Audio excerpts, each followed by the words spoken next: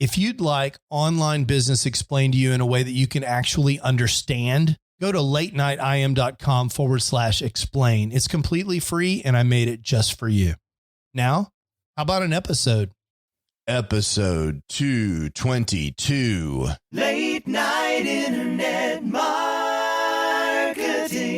This week on the Late Night Internet Marketing Podcast, I'm going to solve your content idea generation problems forever. How would you like it if you never had to worry about what content to create next ever again? All this and more on the Late Night Internet Marketing Podcast. The Late Night Internet Marketing Podcast. You've been working for somebody else, but you want a business to run yourself. You want to know how to start and where to begin. Can you get out your comfort zone, my friend? Yes, you can do it right when it's late at night. At the end of the day, your dreams burning inside. So keep it up and you will find that you're building your business one night at a time. And now, broadcasting late at night from a little studio in the big state of Texas, your host, Mark Mason.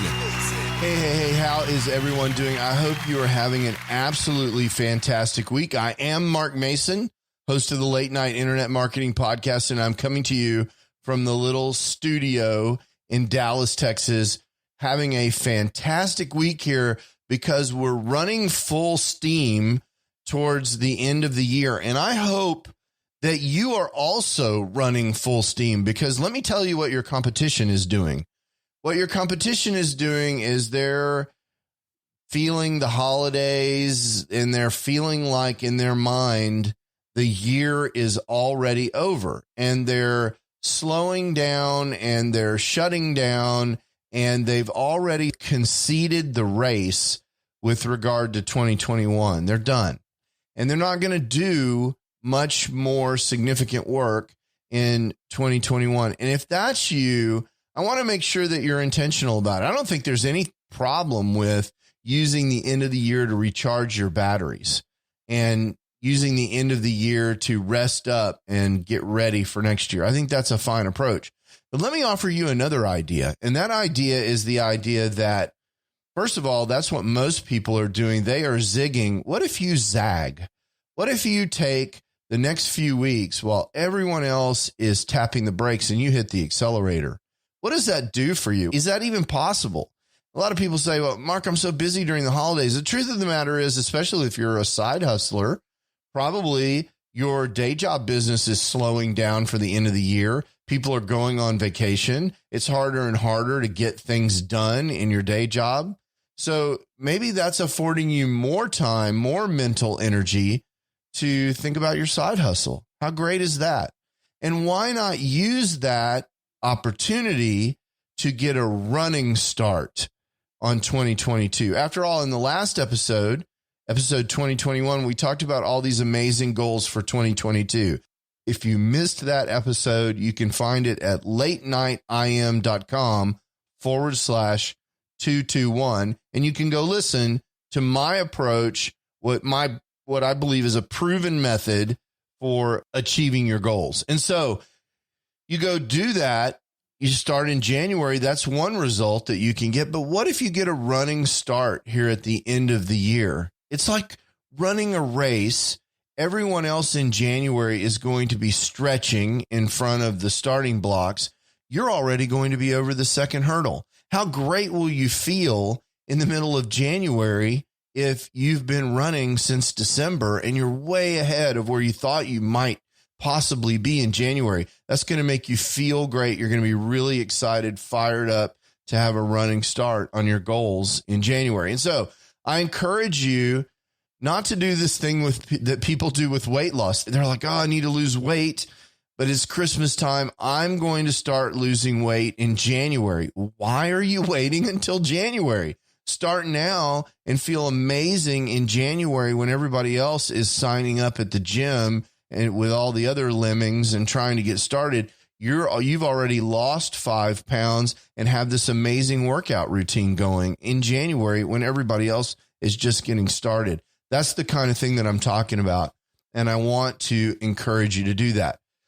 So this episode 222, is about one of the most important business activities that I believe you'll be doing in 2022. Almost everyone within the sound of my voice has a business or is thinking about a business or is going to start a business that is going to in some way rely on content creation.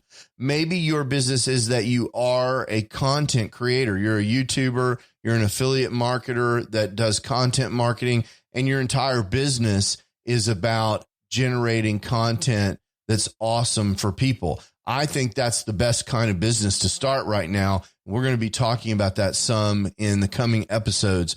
But let's just say for whatever reason, you need to create content. Maybe you sell e-commerce products, but you need to create content to create traffic on your website through SEO. Or maybe you have some sort of message that you're trying to get out to the world to convince them of your position. Whatever it is, you probably need to create content. And the excuse code that I hear all the time, and it's not just an excuse, it can be difficult if you don't have a strategy, is, Mark, I don't know what to say. I don't have ideas for content. I'm afraid if I start my blog or my podcast or my YouTube channel that I will run out of ideas. And I understand this. And I was listening to my good friend, Ray Edwards. He is the host and domain master of the Ray Edwards Show. Ray Edwards is an amazing man. He creates amazing content. And he was talking about his philosophy on the generation of essentially what amounts to new ideas. After all, we feel like when we create content, we need to have new ideas. And this is one of the fears. If you go to unpack this idea of, Mark, I don't know what to say, sometimes, I would say maybe even almost all the time, what people are really saying is, Mark, I don't have any new ideas. It turns out, yes, you do. And the way you, or yes, you can have new ideas. And the way you can have new ideas is by uniquely assembling, synthesizing, processing, explaining, and developing the ideas of others. And you say, well, Mark, what do you mean other people's ideas? Let's listen to what Ray has to say on this topic about how you can take information from other people and make it uniquely your own. If you have a system for being able to index, to search, and make use of the material you save in that manner, then you can later use it to remix, to add together with other thoughts that you have and observations, to make connections that nobody else has made because nobody's collecting just the kind of information that you're collecting.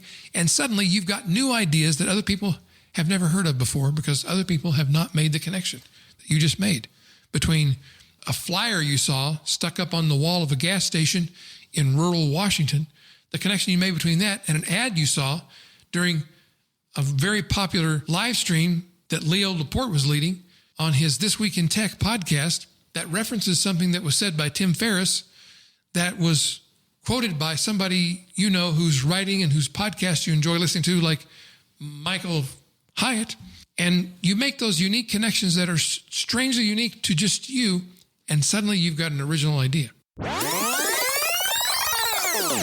So this is super interesting, right? So what Ray is saying is that when you bring in ideas into your mind will reorganize that information in a way that's unique to you. And when you express that idea and usually add to it, you're creating unique content, and people love that. And usually people that are consuming your content are consuming it from you because they like to hear what you have to say about things to begin with. They're not at all concerned whether what you are explaining is 100% new. They're concerned about hearing your perspective on things. And when you add your perspective, this makes the content unique. And I think this is a really powerful idea. And in fact, this is the way science is done. This is the way progress comes in science. People, scientists, take the findings of others from this source and that university and this source, and they look at that and they say, aha, I see this thing that no one else has seen before. I'm going to try and extend this in this way, or I'm going to try and explain what other people are seeing with this new theory, or I'm going to put my spin on it. And then some researcher at another university sees that, and that's how science moves forward. So we know that what Ray is talking about not only works in the content creation space, this is really the recipe for the growth of knowledge. And so who are you to not use that? That's craziness. So when you tell me that you can't come up with new ideas, my answer to you in the context of this conversation is you're not listening to enough other people's ideas. If you consume outstanding content from people in your field, not only does your expertise increase, not only do you become more confident and therefore more valuable to the people that you're trying to serve because you become a bigger expert in the topic that you're trying to understand, but the mere consumption of that information results in you outputting original ideas and content of your own, which is how we started this question. So maybe you don't buy into the science thing, or maybe you don't understand science because you're an art history major and science is not your thing. Let me give you a more concrete example. I'm driving down the street in Dallas, Texas, and I'm listening to Ray Edwards talk about this topic, this very topic. And that is exactly what happened. I was motivated based on that content to bring my own ideas to you about how to create content. So one of them is Ray's description of this. Let's call it Ray's idea. I want you to understand that I think that this idea that Ray has is a fantastic idea. But guess what? I'm going to give you a bunch of other ideas on top of that. I'm going to extend this into my own unique piece of content. So the first way to get content ideas is to do what Ray suggests that you do. And that is ingest as much content, as much valuable, excellent content on your topic as you possibly can. And the ideas will come to you. And let me give you another idea. Ask the people that are already in your audience what it is that they are struggling with, that they're curious about, or that they need help with. They will tell you. If you ask your followers what it is that they want you to talk about, they will tell you. And maybe you only have 20 followers and you only get one response. How awesome is it if you come out for that one person and you say, hey, look, I got this question from John. He's curious about this, and here's my thoughts on it. What's the effect of that? First of all, you get into this mode where you're creating super fans, because I promise you, it's my experience that listener or that blog reader or that YouTube person who's watching your YouTube videos, they will never, ever forget that experience. And they're going to go off and sing your praises about how they appeared in your content. So that's one thing. That's a direct result. But the indirect result is that everyone else is going to see, wow, that guy asked a question of this person, and this famous person, or this person with a platform. I'm not famous, but I have a platform. They asked this question and the person answered it. I'm going to do that too. And the content ideas will start coming from your followers. And that can come from various places. It can come from tweets. It can come from Facebook posts and Facebook comments. If you've got a blog comments, or YouTube comments. I think in YouTube, you see this all the time, where someone posts a YouTube video and in the comments, they say, hey, that was great, but my particular situation is a little bit different. Can you address that? And sometimes people respond in the comments to those, but really that's just another opportunity to create new content. A third thing that you can do that I think is underrated is go look and see what your competitors are writing about. Go search up exactly what people are talking about in the space that you're in and talk about that same stuff. And you say, well, Mark, that's already being talked about. And again, I want to encourage you that people are interested in understanding your particular point of view and your voice on particular topics.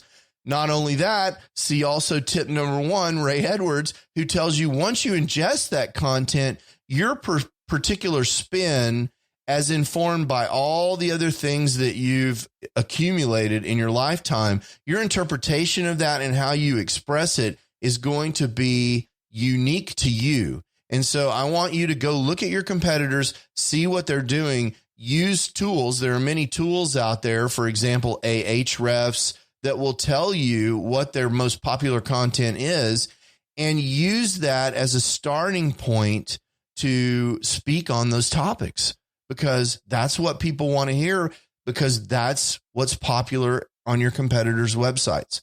So the fourth thing that you can do in a similar way is just go to Google and start typing. So if you go to google.com, you can get search suggestions, type in your keyword, like, for example, let's say your keyword is content creation. If you go to Google right now, you can type in the word content, and you will find that there are many different things. And oftentimes you want to do this in incognito mode so that Google doesn't influence the results based on what you've searched on previously. But one of the things that comes up if you type in the word content in my list right now is content idea generators. Who knew that there's websites? Actually, I knew, but who knew that there are websites on the internet that are actually content idea generators that you can use? And so we can talk about that now. Here I am. I've been motivated by Ray Edwards to create this episode, and now I'm using one of the tips that I've added. Ray didn't mention this tip in his content creation discussion. His episode was about something entirely. I've added this idea now that one of the things that you can do is you can search the internet for content idea generator websites. And of course, the very first one that you find is one that I've talked about before, which is HubSpot's amazing blog topic generator. And you say, well, Mark, I'm not writing a blog. Well, the blog topic generator works great for any kind of content that you're creating, whether it's a social media post or a YouTube video. You can use the HubSpot blog content generator in order to create ideas. You know, a couple of other things that I think are missed is you can look at things that are going on in the world, recent events, and understand how those relate to your particular topic of interest. So if there's something going on in the news and that something can be tied to what you normally talk about in your situation, that might be a good topic. What's an example? Well, let's say that there was some heroic rescue, I'm just making this up, of a kid that fell in a lake. And the way that they rescued this kid was they used some particular, scuba diving gear or life-saving gear that they rescued the kid with. Let's say they used a particular form of life-saving gear, and you happen to be a company that owns a pool servicing company. So there's this kid, he was rescued in a lake. He was going to drown, but he didn't because of this incredible gear. It was on the news, big story.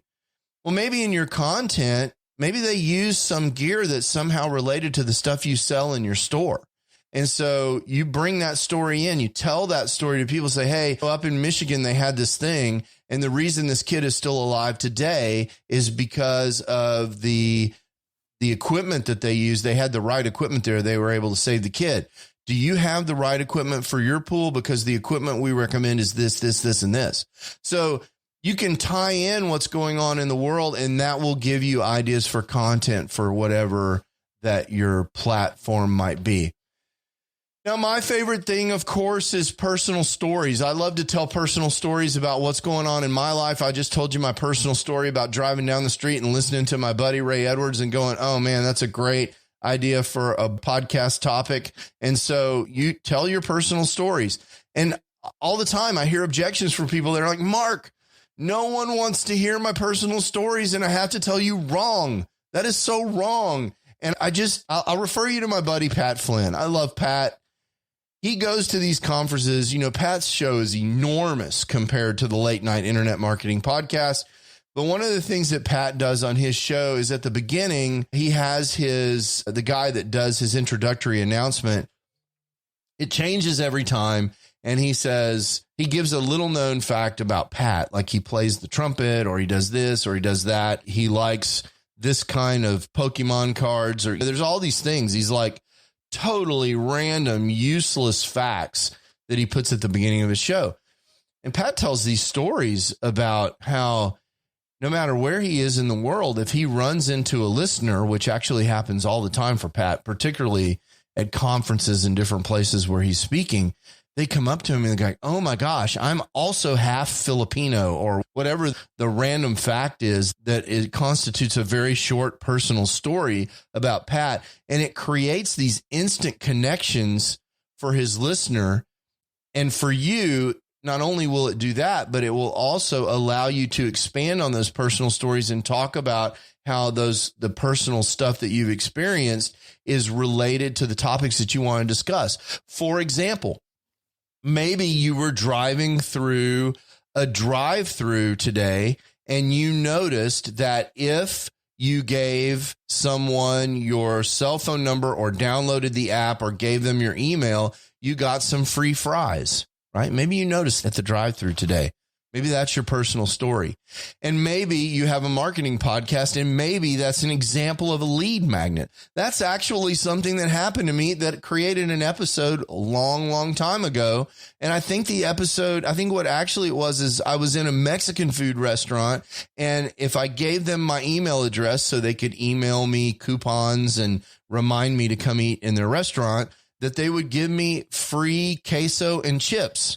Now, I'm from Texas. I love queso and chips. Okay. So this is the kind of thing that I'm talking about. Stuff is happening to you in your everyday life that makes you think of your business, and you can relate that into stories that are relevant for content.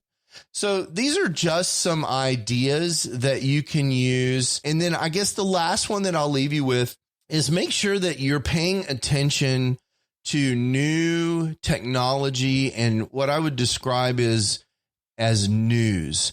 So, for example, on a marketing podcast, we might want to talk about the way rules about third-party advertising cookies are affecting the effectiveness of Facebook ads, because that's something that is happening in the news. And so it's something that happened this year in the news. So we probably, based on that news, should have an episode about what the changes in Facebook advertising effectiveness are and how they're affecting, for example, course creators that have in the past used Facebook ads in order to drive traffic to their products. Or maybe the new Mac that was released has dramatically impacted the YouTube workflows for content creators that are creating YouTube videos. It's now so much easier and so much faster to edit video.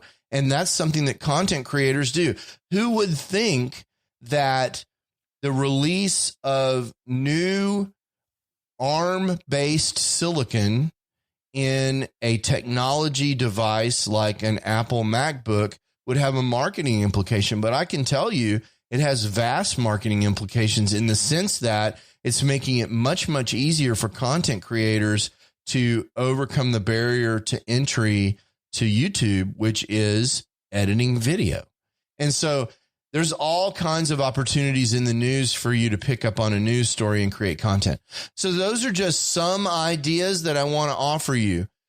But really what I want to do is I want you to understand one more thing about this. We started this with the idea that one of the objections that I hear from people about creating content is, oh, I don't have any new ideas.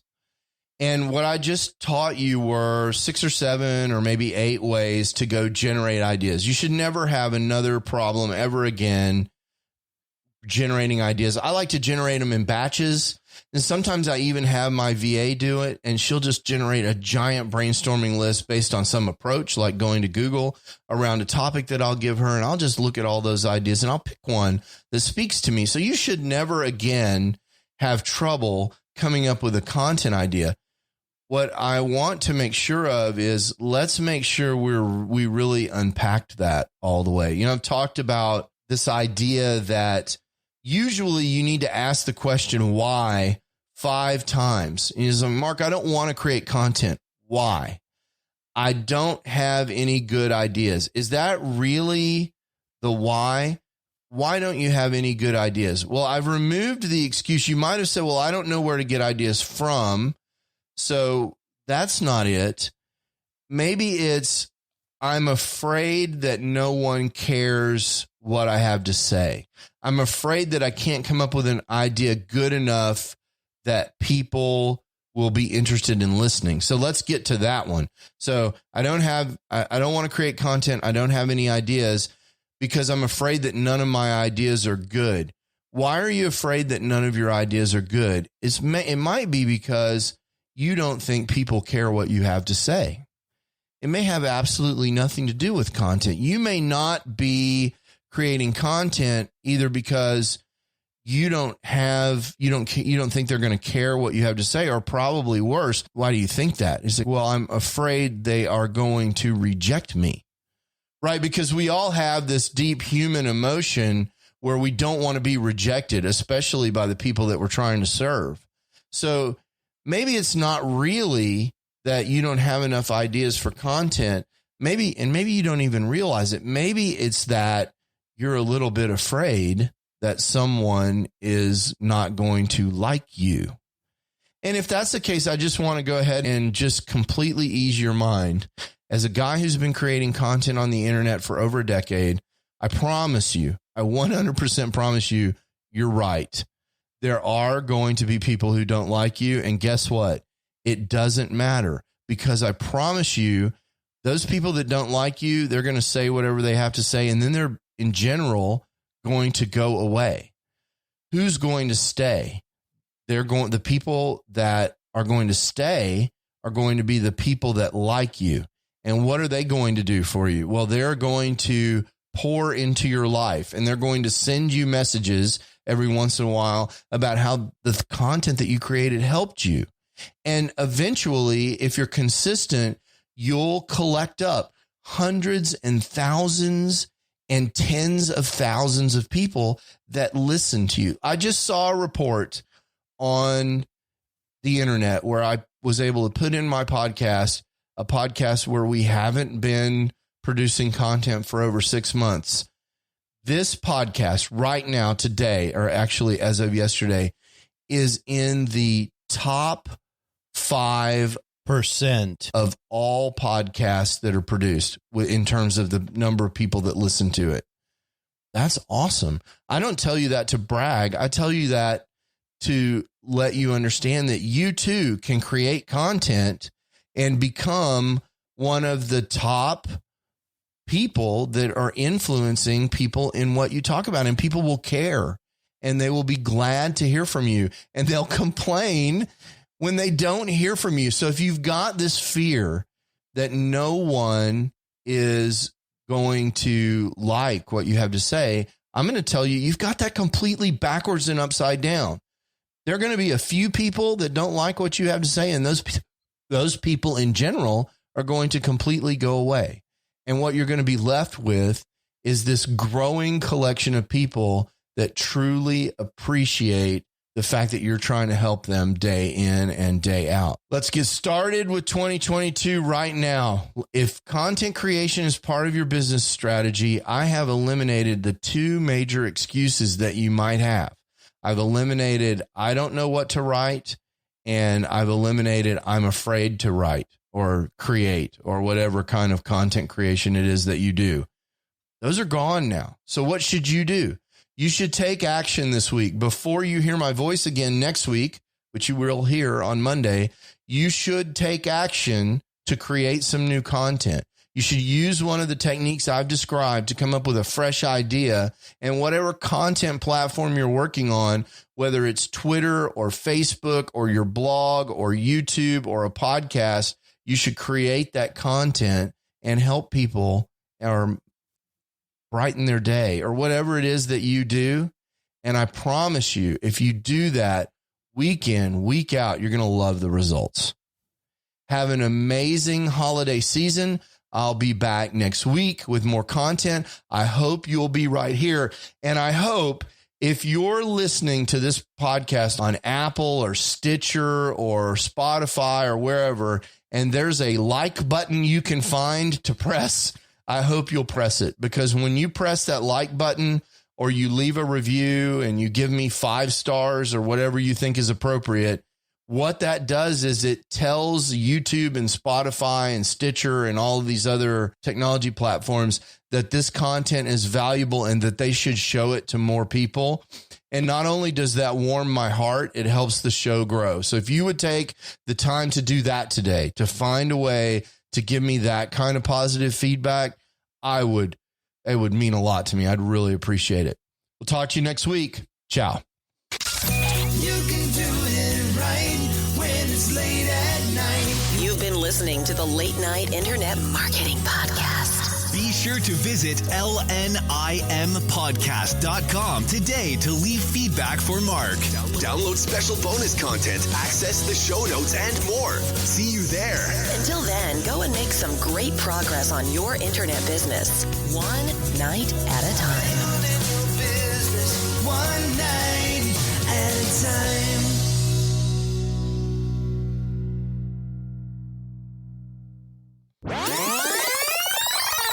Okay, so here's the thing. I'm totally freaked out. And I don't freak out so much. I'm not totally freaked out, but I'm on my way to totally freak out. Like if there was a freak out meter and, it went from 0 to 10, I'm definitely above 5 on the freak out meter.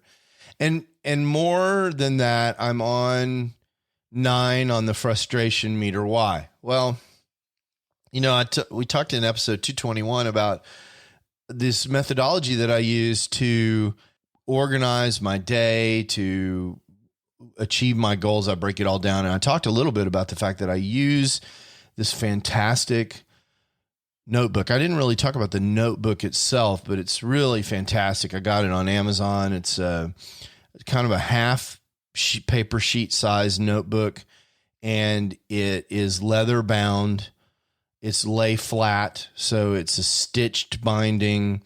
The quality of the paper is super high. Ink doesn't bleed through. It's just a beautiful little notebook. And if you are into notebooks, it has like a place to attach a pen on the outside. It's just gorgeous. I love it.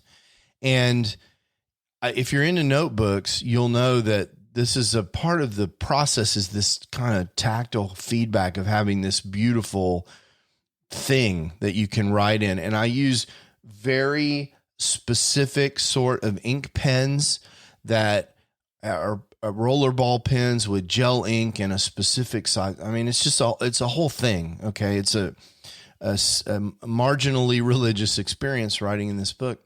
So I go in my backpack to write some stuff down this week, and I don't know where the damn notebook is, and I can't figure it out. And I don't know. I know when I had it last, like I had it. So I got to work yesterday and I didn't have it. Well, I got, the first thing I do in the morning is I get this notebook out, I put it on my desk, and I start making, I go through my morning routine process, my arrive at work process, which involves the notebook. And I'm like, I don't have this damn thing and I can't find it. So I'm looking for it. I don't know what has happened. I don't know if it fell out of my backpack. One of the pocket that I normally put it in was a little bit more unzipped than normal. did I leave it in the house? Did I leave it in a restaurant? I'm really struggling. And I had thought about putting an Apple AirTag on it, and I hadn't done that yet. And man, I wish I had done that. So I'm deep breathing. And now, of course, what this is going to cause is for me to go back and revisit electronic note keeping, because that's the one thing about an electronic notebook is you don't get that groovy tactical feedback so much, but you don't lose the thing because it's in the cloud. So, very frustrating. It's not the end of the world. As my buddy Cliff Ravenscraft says, what does this make possible? Well, many great things. I can find an even better notebook, a new one, even more expensive with better, fine Corinthian leather or whatever. And, that makes that possible.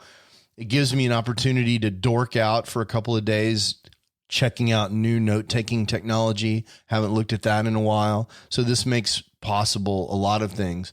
It allows me to conveniently forget to do some stuff that I didn't really want to do because it's written down in the notebook and I've lost the notebook. So how would I possibly know that I needed to do these unwelcome tasks? So that's where I am. But I'll update you. I'll let you know if I find it. It's bugging me. It even has a smart passive income sticker on the front of it. And now, because Pat's my buddy, and now I'm going to have to go find another smart passive income sticker. So there's that burden. So that's where you go. This is my first world problem. I lost my notebook. Ciao. Late night internet marketing.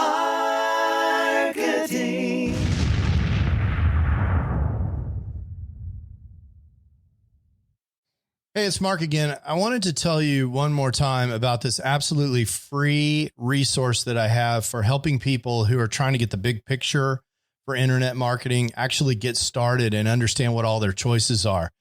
If that's not you, there's no more content. You can skip to the end. But if you're someone who came to this podcast because you're searching for how to get started online and you just can't cut through all the noise, I get it. That was me. In 2007, when I was trying to get started, there were so many people throwing offers at me that I really couldn't even understand what all the different business models were. I couldn't understand how money moved around on the internet, and I couldn't really get a grip on what direction I wanted to go in so I could figure out how to move forward. I've created a free video resource for you just for that purpose at latenightim.com/explain. In several short videos, I just explained to you what internet marketing is all about and what online business is all about and the different options that you have for starting an online business. There's nothing to buy there. You just sign up for access and you get the videos just like that. So if that's interesting to you, or if you know someone who's in a same situation, send them that link, latenightim.com/explain. And let me know what you think. I'd love to hear what people are thinking that are in the exact same position that I was in more than a decade ago in 2007. In some ways, it seems like yesterday. And in some ways, it seems like an entire lifetime ago. Again, that's latenightim.com/explain. Late night internet marketing.